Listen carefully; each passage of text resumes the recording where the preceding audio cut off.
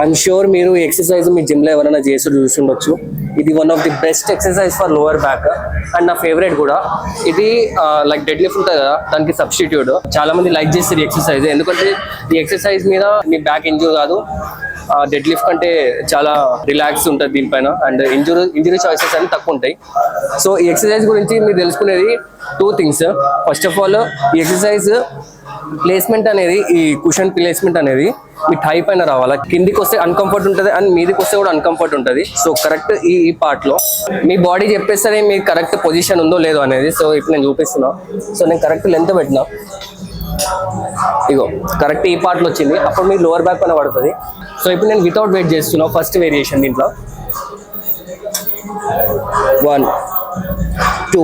మీరు పైనకి లేస్తున్నప్పుడు మీ body weight అనేది అటు సైడ్ పుల్ చేయండి, లైక్ ఆపోజిట్. సో అప్పుడు మీ బ్యాక్ పైన టెన్షన్ అనేది క్రియేట్ అవుతుంది. సో ఇట్లా 15 to 20 repetitions without weight. And మీ బ్రీత్ కూడా కంట్రోల్ చేయాలి దీనిపైన.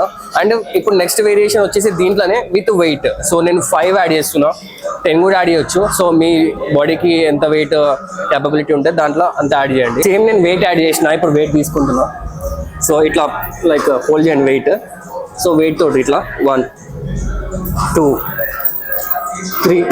సో ఫ్రంట్ కూడా చూడొచ్చు. టెన్షన్ ముందు చూస్తూ మీ బాడీ ఆపోజిట్ పుల్ చేస్తూ అండ్ రెప్స్ కంటిన్యూ చేయండి.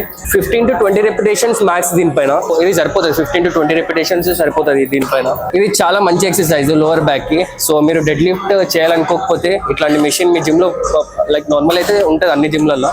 సో దీనిపైన పర్ఫామ్ చేయండి. బ్రీత్ అండ్ సెట్టింగ్ అండ్ మీ మూమెంట్ టెన్షన్ ఉందో లేదో మీరు బ్యాక్ చెక్ చేసుకోవాలి. ఐ హోప్ ఈ వీడియో హెల్ప్ఫుల్ అయింది అనుకుంటున్నా. ఈ వీడియో హెల్ప్ఫుల్ అయితే do follow me bro for more videos.